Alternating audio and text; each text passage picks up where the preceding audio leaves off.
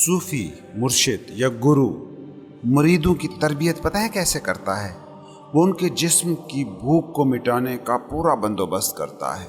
اس کے آستانے پر لنگر ہر وقت چلتا رہتا ہے، دیگ ہمیشہ چولہے پر رہتی ہے، جسم کی بقا کے سارے تقاضے وہاں پورے ہو رہے ہوتے ہیں، مگر ان کی انا، ان کے من کی بھوک کی تشفی کا کوئی سامان وہاں نہیں ہوتا، بلکہ انا کی بھوک کو وہاں سے مٹایا جاتا ہے۔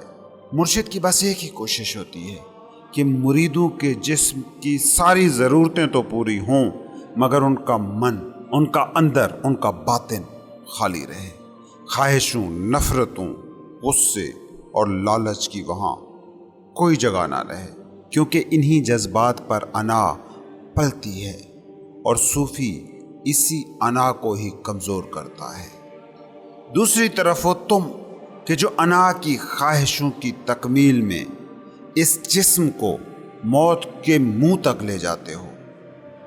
وہ جسم جو تمہاری واحد متاع ہے، تمہارا مادی جسم وہ واحد کھڑکی ہے جس سے تم زندگی کے معجزے کا مشاہدہ کرتے ہو۔ تم انا کے کبھی نہ بھر سکنے والے برتن کو بھرنے کی چاہ میں اس حد تک آگے نکل جاتے ہو کہ جسم تک قربان کرنے پر تیار ہوتے ہو۔ زیادہ مال و دولت، زیادہ شہرت، بڑی کامیابی کے خیالوں، بڑے سے بڑے عہدوں کے پیچھے بھاگتی تمہاری یہ زندگی، کیا یہ صرف سروائیول کی جستجو ہے، صرف بقا کی جنگ ہے، یا یہ فقط تم لوگوں کے انا کی بھوک ہے؟ اس بات کو سمجھو، تمہارے سروائیول کے تقاضے بہت تھوڑے سے ہیں، بہت ہی تھوڑے سے، وہی تقاضے جو باقی جانداروں کے ہیں، یعنی جسم کے تقاضے۔ اس کے علاوہ جو کچھ ہے سب لالچیں ہیں، تمہاری انا، تمہارے دماغ کی لالچیں۔ اصل میں ہزاروں صدیوں کے سفر نے تمہاری انا کو بہت لالچی اور حریص بنا دیا ہے۔ لالچ اور حرص وہ کنواں ہے جسے دنیا کی کوئی بھی چیز کبھی نہیں بھر سکتی۔ دولت اور طاقت کے پیچھے بھاگتی تمہاری یہ زندگی آخر کون سی خواہش کی تکمیل میں دیوانی ہو رہی ہے؟ تمہارے ذہن، تمہاری انا کی بھوک آؤٹ آف کنٹرول ہو چکی ہے۔ تم قارون کا خزانہ بھی پالو تو بھر نہیں سکتے، بڑے سے بڑا عہدہ بھی پالو تو رک نہیں سکتے، شہرت کی آخری سیڑھی پر بیٹھ کر بھی تم مزید کی خواہش سے آزاد نہیں ہو سکتے۔ انا کی بھوک کی نیچر یہی ہے۔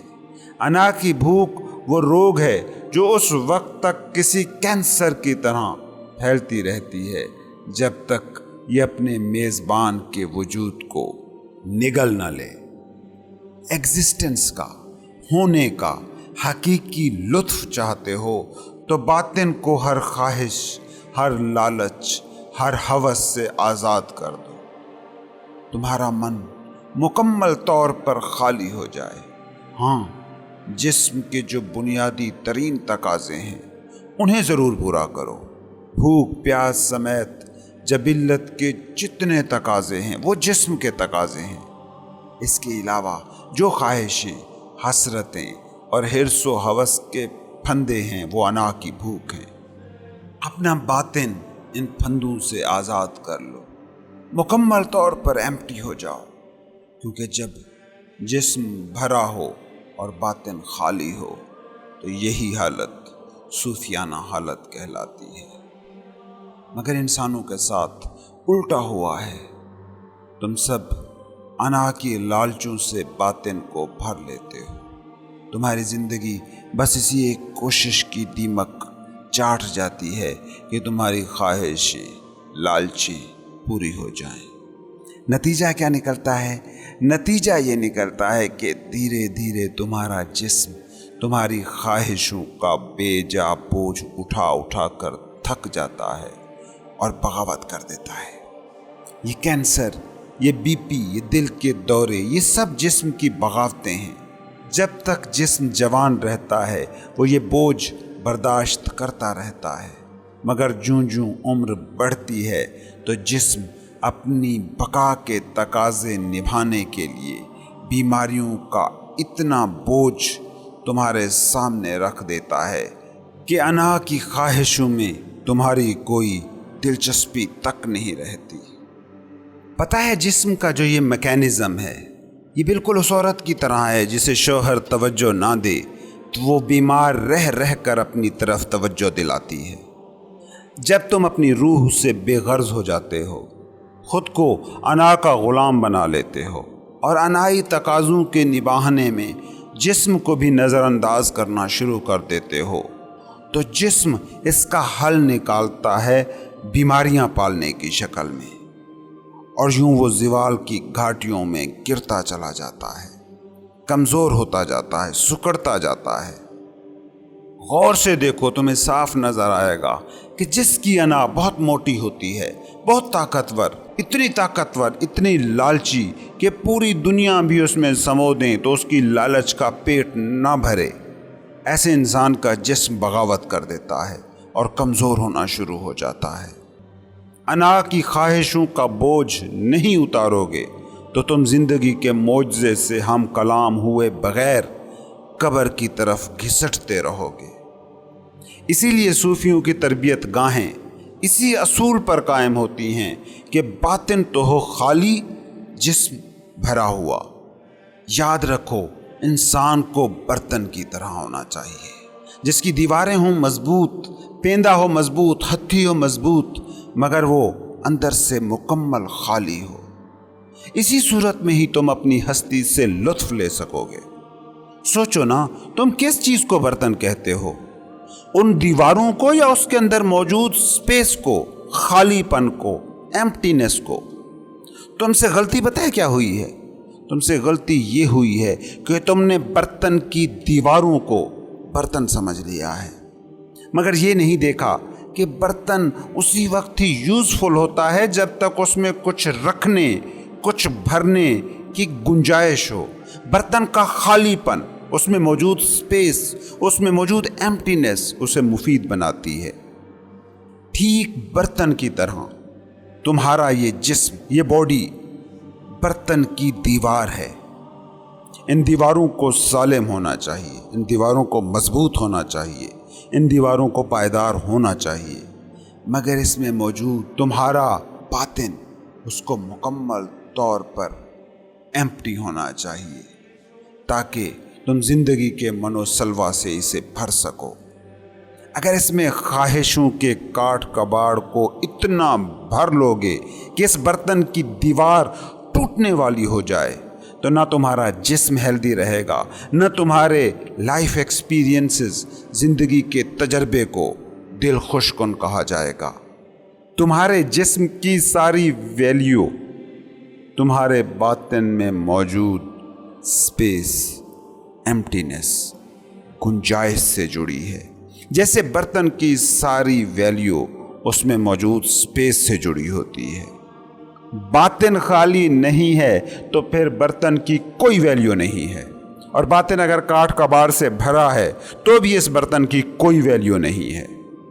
تم چائے کے کپ کو کنکروں سے بھر کر رکھ دو گے تو اس میں چائے کے لیے جگہ ہی کہاں بچے گی؟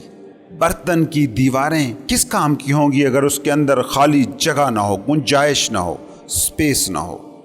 سوچو، تم برتنوں کی دکان پر چائے کا کپ لینے گئے اور دکاندار نے تمہیں ایسا کپ تھما دیا جو دیواروں سمیت بھرا ہوا تھا۔ کیا تم چائے کا ایسا کپ خریدو گے؟ کبھی نہیں، کیونکہ اب یہ برتن کسی کام کا نہیں ہے، اس میں وہ خلا ہی نہیں ہے جس میں تم چائے بھر سکو۔ تمہارے جسم کی اس چار دیواری میں اگر باطن کا سکوت، سکون اور ایمپٹینس نہیں ہے تو تم بھی اس میں زندگی کے تجربے کی چائے کو کبھی نہ پا سکو گے۔ اس کو دوسری مثال سے سمجھو، تم مکان کسے کہتے ہو؟ اس کی دیواروں کو یا اس کے اندر موجود اس ایمپٹینس کو، اس گنجائش کو جس میں تم محفوظ رہ سکو، بارش سے بچ سکو، سردی گرمی سے محفوظ ہو کر بیٹھ سکو؟ تم لوگ دیواروں کو مکان سمجھنے کی غلطی کر لیتے ہو۔ مگر حقیقت یہ ہے کہ مکان اس لیے مکان ہے کیونکہ اس میں رہنے کے لیے گنجائش ہے، سپیس ہے، خالی پن اور ایمپٹینس ہے۔ تم لوگ جب مکان بنانے کا سوچتے ہو تو صرف دیواریں تمہارے ذہن میں ہوتی ہیں۔ انسانوں کے ساتھ المیہ ہے، بڑا المیہ۔ انہوں نے تاریخ کے اس سفر میں الٹا سوچنا ہی سیکھا ہے۔ فرض کریں کہ مکان کے سارے کمروں کو اینٹوں سے بھر دیں، کیا اب یہ مکان کہلائے گا؟ قطعاً نہیں۔ فزیکل جسم، آپ کا یہ مادی بدن خالی دیوار ہے، اسے لازماً مضبوط ہونا چاہیے، اسے صحت مند ہونا چاہیے، مگر تم ان دیواروں کا نام نہیں ہو۔ تمہارا تم ہونا تمہارے اندر موجود ایمپٹینس کی وجہ سے ہے۔ وہ جو اندر ہے وہی تمہارا باطن ہے، اسے ہر صورت خالی ہونا چاہیے۔ تمہارے جسم کی چار دیواری میں یہ جو سپیس ہے، یہ جو گنجائش ہے، یہ جو ایمپٹینس ہے، یہیں پر تمہارا شعور رہتا ہے، اویئرنس، تمہارا کانشیسنس۔ باطن خالی ہوگا تو ہی شعور کے رہنے کی وہاں گنجائش ہوگی، پھر ہوگا تمہاری زندگی کا تجربہ بھرپور۔ کبھی تم غور کرو نا اس بات پر کہ جب تمہارے اندر کوئی خواہش، کوئی خوف، کوئی لالچ، کوئی غصہ، کوئی پچھتاوا نہیں ہوتا تو اس وقت جو تمہاری لائٹنس کی حالت ہوتی ہے، جو بلسفلنس ہوتی ہے، اس کی وجہ کیا ہوتی ہے؟ بس اتنی کہ باطن خالی ہوتا ہے، اس میں انا کی خواہشیں، انائی لالچیں نہیں ہوتی، بلکہ صرف تم ہوتے ہو، تم جو پوائنٹ آف کانشیسنس ہو، تم جو غیر مادی، غیر مقامی، یعنی نان فزیکل، نان لوکل روح ہو۔ اگر باطن خواہشوں، لالچوں، غصے، نفرت، شناختوں، محبتوں سے بھر جائے گا تو اس میں شعور کے رہنے کی گنجائش کہاں بچے گی؟ یہی وجہ ہے کہ آج کا انسان زندگی کا شعوری تجربہ کرنے سے قاصر ہے، کیونکہ وہ خواہشوں، غصے، لالچ، نفرتوں اور محبتوں کا اسیر ہو گیا ہے۔ وہ زندگی کو شعور کی سطح پر تجربہ ہی نہیں کر پاتا، کیونکہ شعور کی جگہ باطن ان خرافات سے بھرا ہوا ہے۔ مکان اور انسان کی اس مثال کو آج کی دنیا میں بڑی آسانی سے سمجھا جا سکتا ہے۔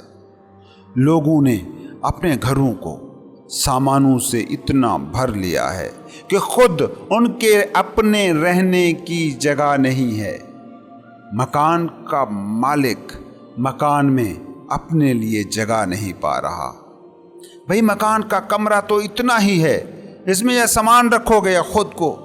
جسم کی باؤنڈری بھی اتنی ہی ہے، اس میں یا شعور کو رہنے کا موقع دو تاکہ وہ زندگی کا بھرپور تجربہ کر سکے، یا پھر اس میں خواہشیں، سٹیٹس، لالچ، نفرت، کراہت، عہدے، شناختیں رکھ لو۔ تمہارا حال پتہ ہے کیسا ہے؟ تمہارا حال اس امیر آدمی کا سا ہے جس نے ایک بڑا سا شاندار سا محل بنایا، مگر جس نے اپنے محل کو اتنے زیادہ سامان سے بھر لیا کہ خود باہر برآمدے میں ہی سوتا ہے۔ تمہارا باطن شعور کے لیے تھا، روح کے لیے تھا، مگر اب اس میں تم نے اتنا کچھ بھر رکھا ہے، اتنی خواہشیں، منصوبے، سازشیں سجا رکھی ہیں کہ کانشیسنس کے لیے اس میں جگہ تک نہیں بچی۔ اس لیے آج کا انسان ان سب دریافتوں، ایجادوں، گیجٹس کے باوجود سکھی نہیں ہے، مطمئن نہیں ہے۔ سوچو، سارا دن پیدل چل چل کر فقط چند کلومیٹر طے کرنے والا انسان، اب اس کے پاس ہوائی جہاز ہیں۔ سروائیول کا تقاضا تھا چلنا، شکار کرنا، غلہ اناج جمع کرنا، آج یہ مسئلہ ہی حل ہو گیا۔ اب زندگی پیدل، اونٹ پر یا گھوڑے پر سست سفر سے آزاد ہو گئی ہے۔ یہ سروائیول کا ایک بہت بڑا تقاضا تھا، کتنی آسانی سے آج نبھایا جا سکتا ہے۔ دوسروں تک اپنی بات پہنچانے کے لیے موبائل ہیں، انٹرنیٹ جیسی سہولتیں ہیں۔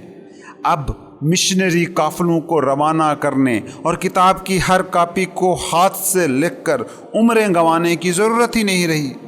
اسی طرح زندگی کے ہر شعبے میں ایک انقلاب ہے جو برپا ہوا ہے۔ मगर इंसानी हयात जिंदगी के तजर्बों से भरपूर नेचर का एक शाहकार होने की बजाय एक अलमिया बनती जा रही है। और वजह इसकी बस एक है, तुम जो जहां ढूंढ रहे हो वो वहां नहीं है। अच्छा मुझे ये बताओ कि तुम जिंदगी को कैसे महसूस करते हो? अब तुम्हारा जवाब होगा हवास खमसा से। बिल्कुल भी नहीं। मिसाल के तौर पर तुम आंख से देखते हो, मगर साइंस आज बता रही है कि तुम आंख से बाहर किसी चीज को नहीं देखते, बल्कि जो तुम देखते हो वो तुम्हारी आंख के रेटिना पर बनने वाला उल्टा अक्स है और कुछ नहीं। इस अक्स से मानी तुम बनाते हो।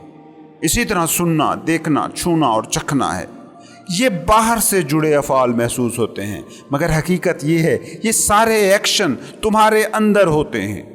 अच्छा तुम ये बताओ, इस वक्त फ़र्ज़ करो तुम्हारे सामने ये जो कंप्यूटर है, मैं तुमसे पूछता हूँ कि कंप्यूटर कहाँ है, तो तुम उंगली से कंप्यूटर की तरफ इशारा करोगे, लेकिन साइंटिफिकली स्पीकिंग आप गलत डायरेक्शन में इशारा कर रहे हैं।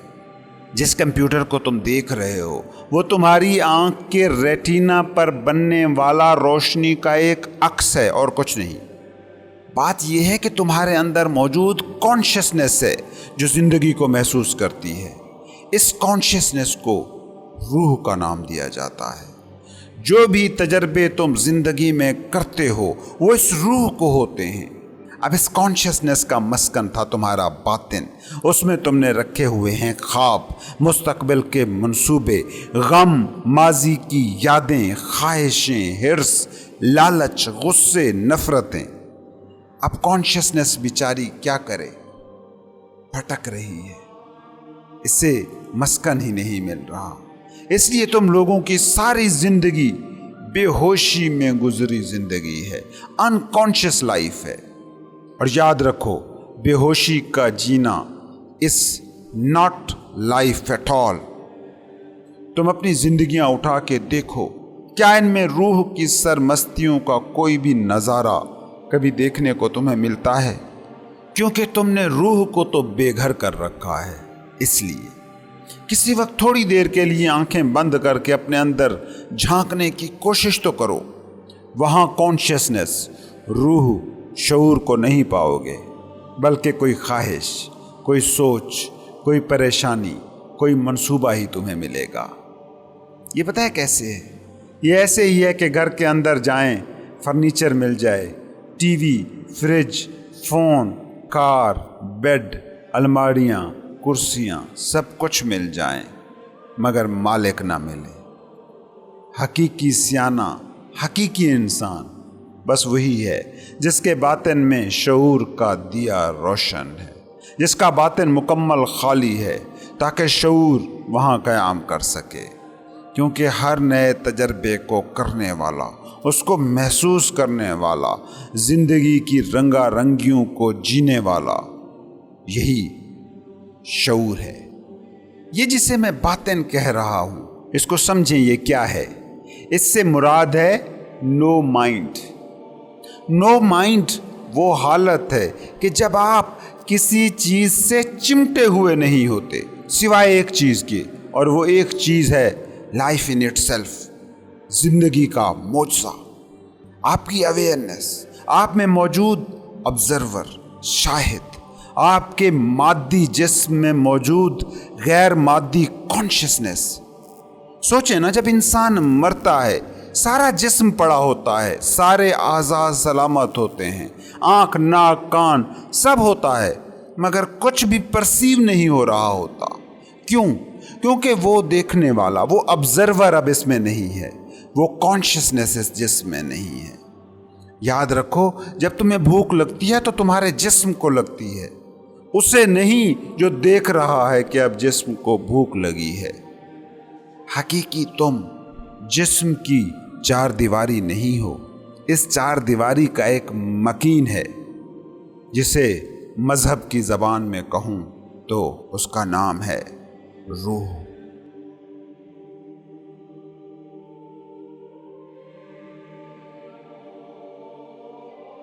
इस कायनात की सबसे बड़ी नेकी है तर्क मज़ाहमत, सरेंडर। اب لفظ سرنڈر کو سن کر تم یہ سمجھنا شروع ہو جاتے ہو ہمت ہار دینا۔ جی نہیں، سرنڈر کا مطلب ہے ہمت والا ہو جانا، حوصلہ مند ہو جانا۔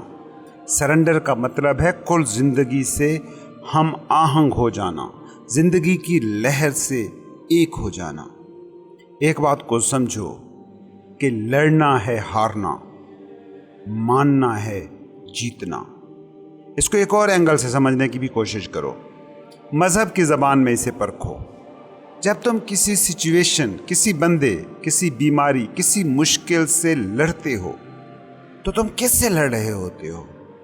تم ہی یہ کہتے ہو کہ خالق کی مرضی کے بغیر پتا تک نہیں ہلتا۔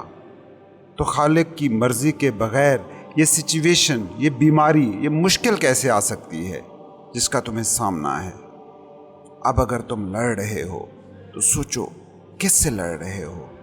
اس سے جس نے یہ سچویشن تخلیق کی ہے۔ سوچو کیا تم خالق کے کائنات سے لڑ سکتے ہو؟ فقیر کیا کہتا ہے تمہاری مشکلات، سچویشنز کے حوالے سے؟ صوفی کیا کہتا ہے؟ صوفی کہتا ہے کہ اگر تم لڑو گے تو تم ہارو گے۔ صوفی کہتا ہے کہ لڑو ہی مت، لڑنے کا سوال ہی نہ اٹھے۔ تم خود کو اتنا الگ ہی مت مانو کہ تمہیں لڑنا ہی ہے۔ تم لڑتے ہی اس لیے ہو کہ کسی کو، کسی سچویشن کو، کسی مشکل کو خود سے الگ کوئی چیز مان لیتے ہو۔ یہ پوری کی پوری حیات ایک ہے، زندگی ایک لہر ہے جو تمام فارمز کو، حیاتوں کو چھو رہی ہے۔ فقیر کہتا ہے کہ جھکنا سیکھ لو۔ طوفان آئے تو مقابلے میں کھڑے نہ ہو جاؤ، اس کے ساتھی بن جاؤ، کوآپریٹ ود اٹ۔ تمہیں پتہ ہی نہیں چلے گا کہ طوفان کب آیا، کب گزر گیا۔ تمہیں پتہ ہی نہیں چلے گا کہ آندھی کیسے تمہارے پاس سے گزر گئی، اور طوفان کے گزر جانے کے بعد تم پاؤ گے کہ طوفان نے تمہیں چھوا ہی نہیں، اور تم پاؤ گے کہ تمہاری طاقت کا رتی بھر بھی ضائع نہیں ہوا، کیونکہ تم لڑے ہی نہیں۔ اب اگر لڑے نہیں تو ہارنے کا سوال ہی کیسا، کیونکہ جس کا طوفان ہے اس کے ہی تم ہو۔ وہ طوفان جو تمہیں دشمن لگا، جس کے سامنے ڈٹنے کی تم نے ٹھانی، وہ تمہارا دشمن تھا، یہ تمہیں کیسے پتہ لگا؟ اس بات کو تھوڑا سا سمجھیں۔ کیا سچ میں دشمن نام کی کوئی چیز اس کائنات میں ہے، یا ہم خود ہی طے کر لیتے ہیں کہ وہ دشمن ہے؟ اور یہ ہم کیوں طے کرتے ہیں؟ کیونکہ ہم لڑنا چاہتے ہیں۔ اگر کوئی لڑنا ہی نہیں چاہتا تو ایک بات طے ہے کہ کچھ بھی دشمن نہیں ہے۔ سارے دشمن ہماری اپنی تخلیق ہیں، ہمارے ارادوں کی تخلیق، ہماری خواہشوں، ہماری لالچوں، ہمارے غصے اور ہماری انا کی، ہمارے تکبر کی تخلیق۔ سب دکھ ہم خود تخلیق کرتے ہیں۔ صوفی کہتا ہے ایسے ہو جاؤ جیسے ہو ہی نہیں، جیسے ہوا تلوار سے نکل جاتی ہے، تلوار ہوا سے نکل جاتی ہے، ہوا کہیں کٹتی نہیں۔ کیوں؟ کیونکہ ہوا ریزسٹ نہیں کرتی۔ پانی کو تلوار سے کاٹیں، ابھی تلوار پانی سے گزری تک نہیں ہوتی کہ پانی پھر جڑ چکا ہوتا ہے۔ کیوں؟ کیونکہ پانی ریزسٹ نہیں کرتا۔ مشہور ماہر نفسیات کارل ینگ ایک بات کہا کرتا تھا، "What you resist not only persists but will grow in size." جس چیز کی تم مزاحمت کرتے ہو وہ ہمیشہ رہتی ہے، اور رہتی ہی نہیں ہے بلکہ بڑھتی ہے۔ فقیر بھی یہی کہتا ہے کہ تم ہوا، پانی جیسے ہو جاؤ، لڑو ہی مت، ریزسٹ ہی مت کرو، کاٹنے مٹانے والی طاقت کو گزرنے دو، خود دیکھ لو گے کہ تم مٹ نہیں سکے ہو۔ ہاں، اگر تم لڑو گے تو تم ضرور ٹوٹو گے، ضرور اور ضرور۔ ٹوٹنا کسی باہری طاقت کا نتیجہ نہیں ہوتا، تم ٹوٹتے ہو کیونکہ تم لڑتے ہو۔ ہار کسی چیز کا نام نہیں ہے، ہار بس جیت کی خواہش، فتح کی کوشش کا حتمی نتیجہ ہے۔ قوت ارادی، استقامت، ارادوں کی پختگی جیسے الفاظوں کو جو تم نے سر پر بٹھا رکھا ہے، فقیر ان لفظوں سے چڑھتا ہے۔ فقیر کہتا ہے کہ ارادہ تمہارا ہوتا ہی نہیں، ارادہ تو بس ایک کا ہی ہے، خالق کا۔ تم پتہ ہے ان شاندار بڑے بڑے لفظوں کو کیوں عزت دیتے ہو؟ کیونکہ تمہاری زندگی کا سارا ڈھانچہ انا کے غرور پر کھڑا ہے، اشرف المخلوق ہونے کے تکبر کی بنیادوں پر تن کر کھڑا ہے۔ تم نے دوڑنا ہے، تم نے لڑنا ہے، تم نے کہیں پہنچنا ہے، کچھ پانا ہے، عزت، دولت، شہرت، عہدہ، کچھ حاصل کرنا ہے، کنہیں سے کچھ چھیننا ہے۔ کوئی ان چیزوں کو تم سے چھین نہ لے، انہیں اس سے روکنا ہے۔ تمہاری زندگی ایک جنگ ہے، تمہارے دیکھنے کا ڈھنگ جنگ کے میدان میں کھڑے دشمن جیسا ہے، جہاں ہر چیز دشمن ہے۔ جھکنا نہیں ہے، جھکے تو عزت گئی۔ زندگی کو اس نظر سے دیکھنے کا ڈھنگ بیماری ہے، وہ بیماری جو موت کی طرف لے جاتی ہے، جو فنا کی طرف لے جاتی ہے۔ تم ایسے ہو جاؤ جیسے ہو ہی نہیں۔ یہ نہ ہونے جیسا جو ہونا ہے، اس میں ول پاور نہیں ہوتی۔ جاپان کا ایک مشہور جنگی آرٹ ہے جوڈو کراٹے، آپ سب نے یہ نام سنا ہوگا۔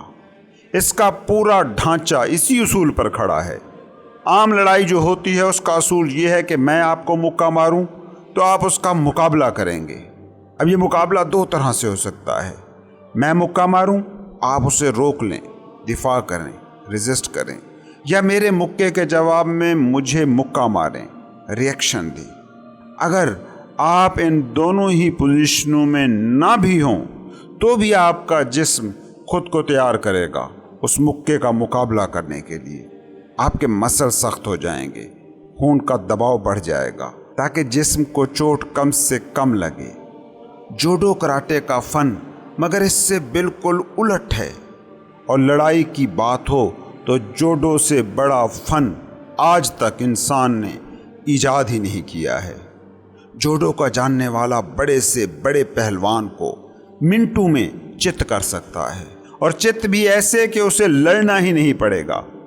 جوڈو کا فلسفہ یہ ہے کہ جب کوئی تمہیں مکہ مارے تو اس مکے کو پی جاؤ، ریزسٹ مت کرو، کوآپریٹ ود اٹ۔ جب کوئی تمہیں گھونسا مارے تو ایسے ہو جاؤ جیسے تم کوئی تکیہ ہو۔ جوڈو کہتا ہے کہ اگر تم ایسا کرو گے تو مکہ مارنے والے کا ہاتھ ٹوٹ جائے گا، تمہیں مگر کچھ نہیں ہوگا، کیونکہ مکہ مارنے والا پورے زور سے مکہ مارتا ہے اور جواب میں تم کچھ بھی نہیں کرتے۔ اس کی مثال کو یوں لیں کہ ایک رسی کو میں اور آپ دونوں کھینچ رہے ہیں۔ جب دونوں پورا زور لگا رہے ہوں اور اس وقت اگر میں سامنے سے زور لگانا اچانک چھوڑ دوں، ریزسٹنس ترک کر دوں، تو آپ اپنی ہی طاقت سے گر پڑو گے۔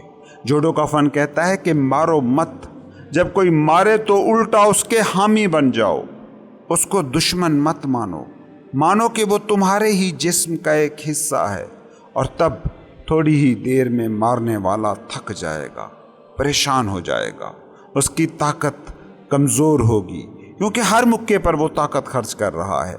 مقابلے میں آپ کی طاقت کمزور نہیں ہوگی، بلکہ جوڈو کہتا ہے کہ اس کی طاقت بھی آپ کو مل جائے گی۔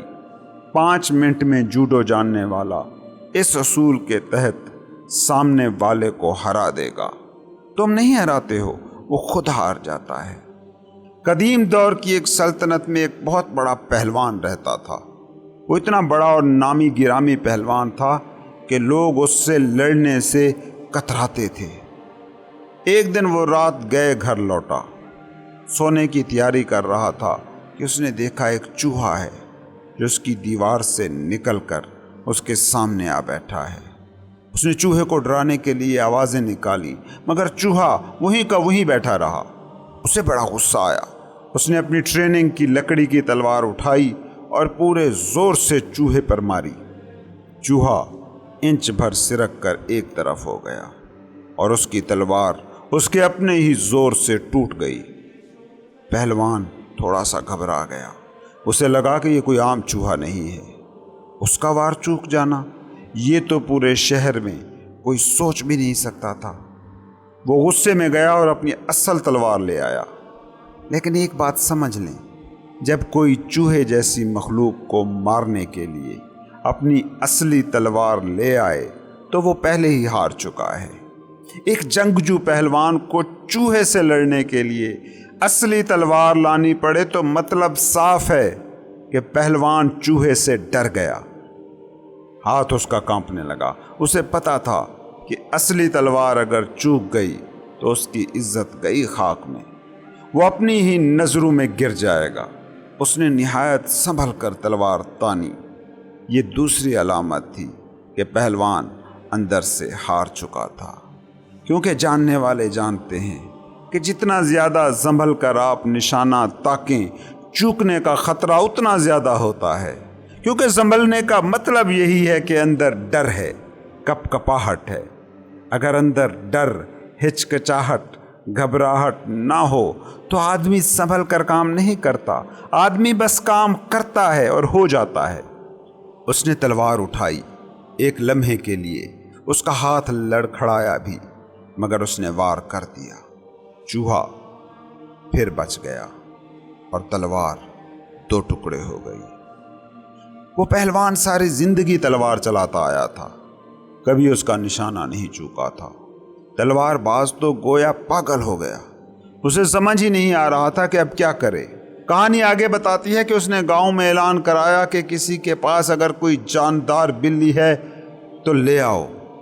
दूसरे दिन गांव के अमीर तरीन आदमी ने उसके लिए अपनी बिल्ली भेजी, ऐसी बिल्ली जो कई चूहों को मार चुकी थी। मगर पहलवान डरा हुआ था, और डरा हुआ तो वो अमीर आदमी भी था जिसने बिल्ली भेजी थी, क्योंकि अगर ऐसे तलवार बाज की तलवार काम ना आई थी तो उसकी बिल्ली की कामयाबी का आखिर कितना कोई इम्कान होगा। उसकी मारूफ बिल्ली भी नाकाम हो जाती तो उसकी नाक कटने का ख़तरा भी था। अमीर आदमी की बिल्ली को भी सारी कहानी मालूम पड़ चुकी थी। वो शिकार के दिन से पहले रात भर सो ना पाई, तरकीबें सोचती रही, मगर डर उसके दिल तक भी पहुंच ही चुका था। क्योंकि डर ना होता तो तरकीबें काहे को सोचती। वो बिल्ली थी, चूहों को मारना उसकी फितरत थी, इस पर सोचना कैसा।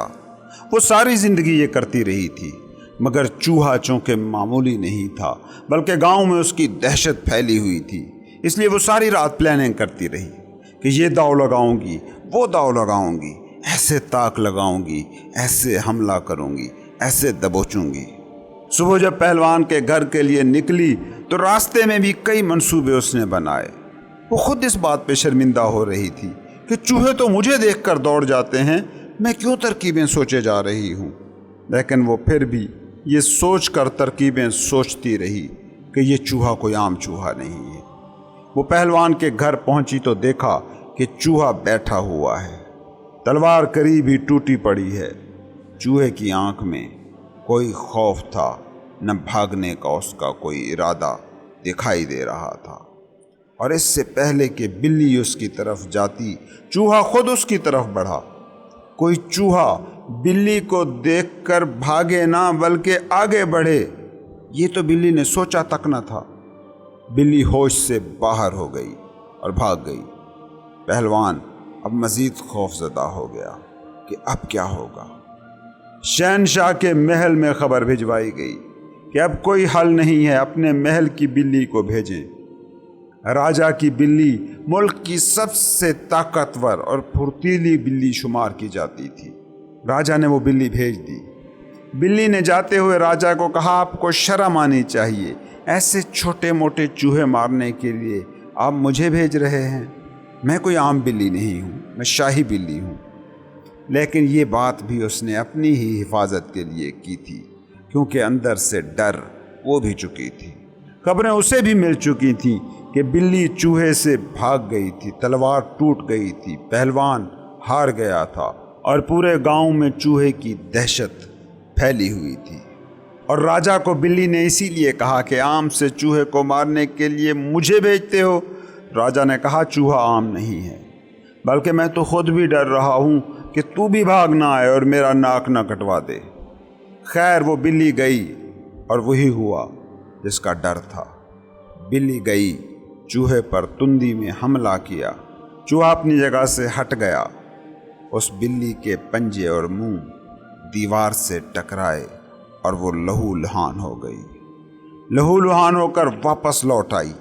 चूहा अब भी अपनी जगह पर मौजूद था। तदबीरें फिर शुरू हो गईं। जख्मी शाही बिल्ली ने ही आखिर में मशवरा दिया कि इसी गांव में एक फ़कीर रहता है, उसकी बिल्ली है हम सब बिल्लियों की गुरु।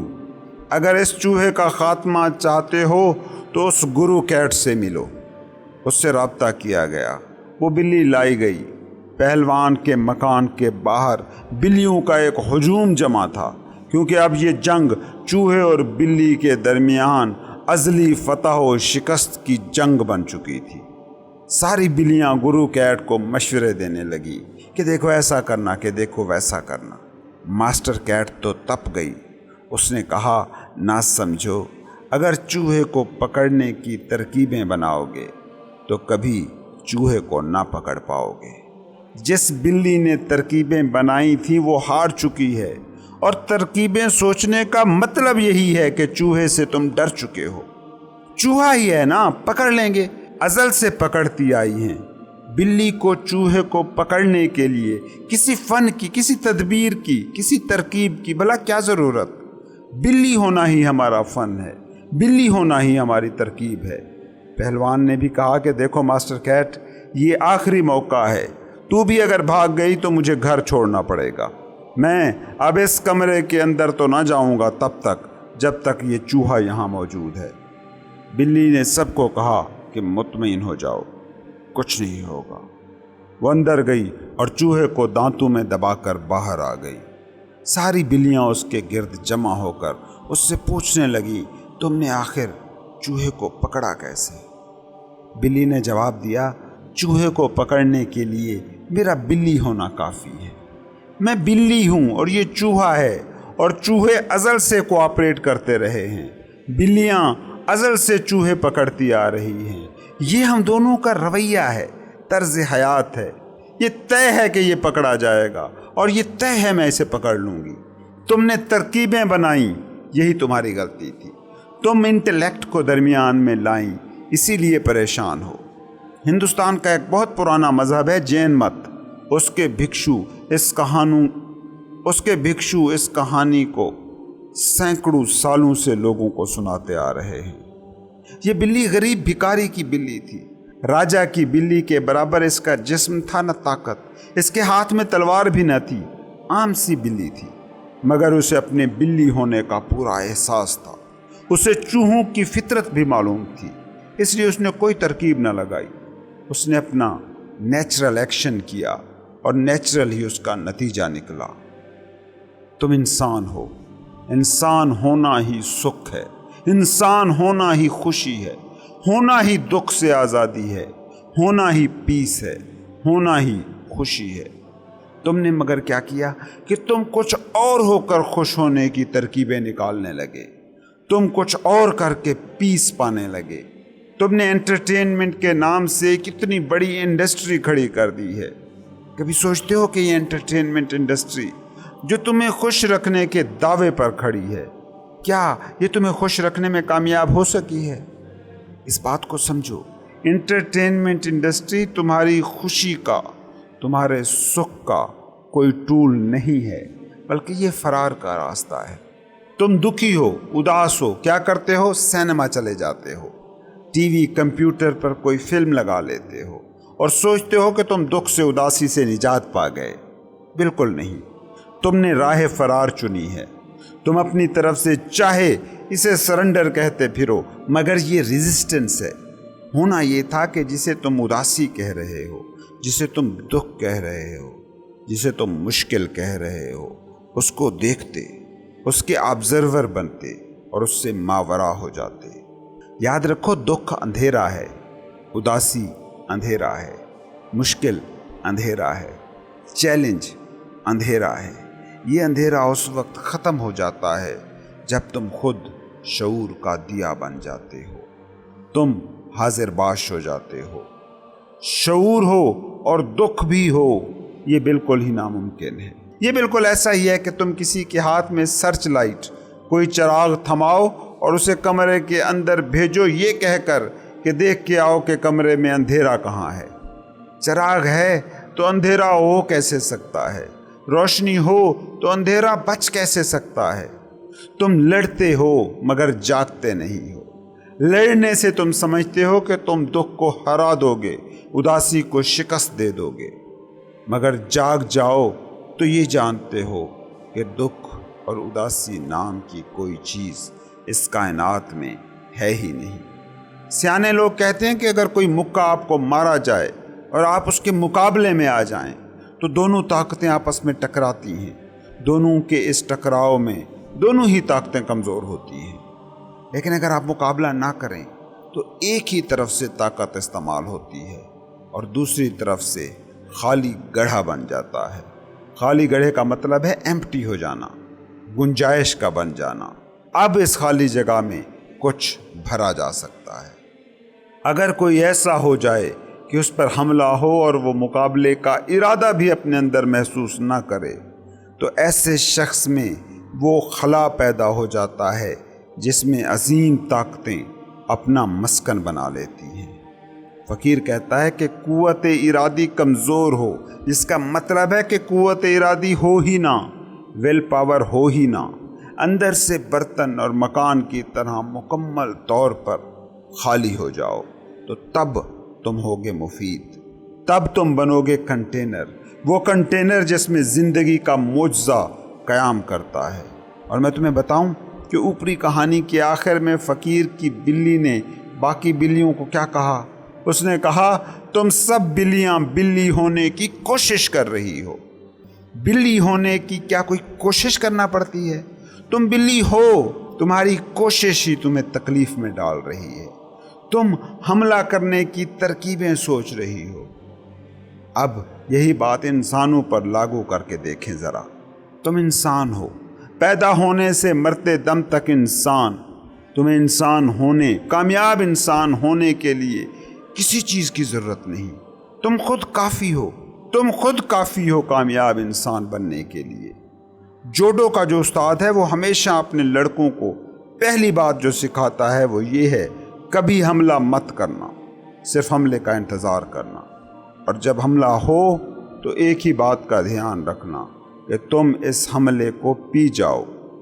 عام مثال سے اس کو سمجھنے کی کوشش کرو۔ اگر کوئی آپ کو گالی دے اور آپ اس کی گالی کو پی جاؤ تو وہ کمزور ہو جاتا ہے اور آپ طاقتور۔ آپ خود یہ تجربہ کر کے دیکھ لیں۔ یہاں بات گالی کو پی جانے کی ہو رہی ہے، گالی کو دل میں دبا لینے کی نہیں۔